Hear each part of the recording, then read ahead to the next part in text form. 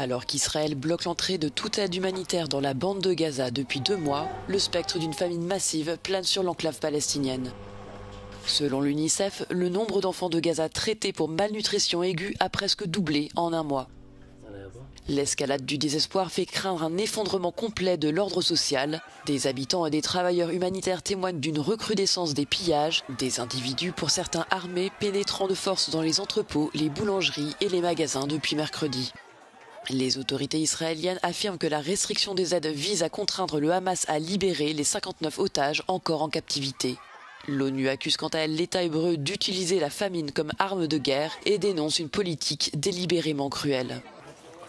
Dans le même temps, Israël poursuit ses opérations militaires. Vendredi, la défense civile de Gaza a fait état d'au moins 42 personnes tuées dans des bombardements israéliens. Une frappe touchant la ville de Khan Younes ce samedi a fait 17 morts selon des médecins locaux. Parmi les victimes, 11 membres d'une même famille qui étaient abrités dans le camp de réfugiés de la ville. 3 enfants ont perdu la vie.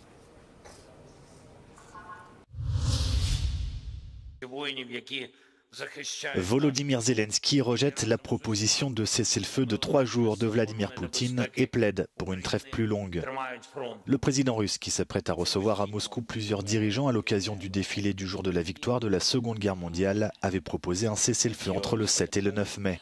Mais pour Volodymyr Zelensky, une trêve d'au moins 30 jours est nécessaire pour entamer de vrais pourparlers de paix. Le président ukrainien s'appuie sur une proposition américaine, alors que Kiev et Washington ont signé il y a quelques jours un accord sur l'exploitation des minerais, du gaz et du pétrole ukrainien. En attendant, la guerre se poursuit. Des frappes russes sur les régions de Donetsk et de Kherson ont fait au moins 5 morts dans la nuit de vendredi à samedi. L'Ukraine accuse par ailleurs l'armée russe d'avoir utilisé des drones porteurs de munitions thermobariques lors d'une frappe sur Kharkiv vendredi, qui a fait une 50aine de blessés. Un type d'arme connu pour générer de puissantes ondes de choc et des nuages à haute température, extrêmement dangereux pour les civils.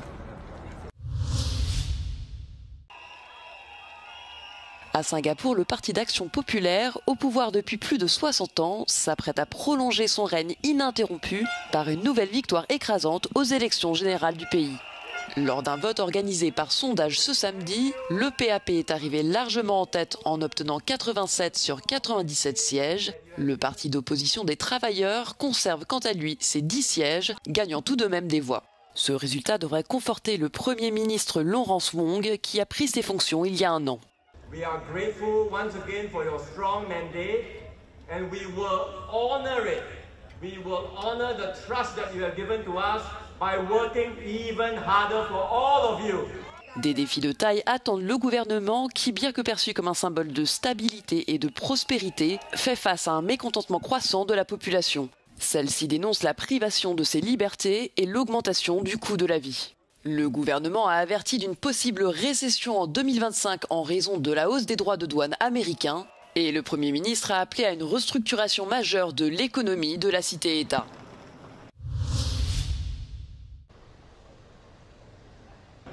Comme le veut la tradition, les pompiers du Vatican ont procédé à l'installation d'une cheminée au sommet de la chapelle Sixtine en vue du conclave qui débutera le 7 mai prochain. Les 133 cardinaux se réuniront à l'intérieur de la célèbre petite église afin d'élire le successeur du pape François. Conformément à la constitution apostolique, ceux-ci sont tenus à l'isolement et au secret absolu. Aucun contact n'est autorisé avec le monde extérieur. Pour que l'élection soit valable, le nom du nouveau pape doit faire l'objet d'au moins 2/3 des voix. L'après-midi du 7 mai, les cardinaux procéderont à un seul tour de scrutin, puis les jours suivants à 2 tours, l'un le matin et l'autre l'après-midi. À l'issue de chaque session de vote, les bulletins seront brûlés dans un poêle spécial et c'est de leur combustion qu'émanera la fumée qui s'échappera de la cheminée. Une fumée noire indiquera que la majorité des 2/3 n'a pas été atteinte. Une fumée blanche annoncera que le nouveau chef de l'Église catholique a été élu.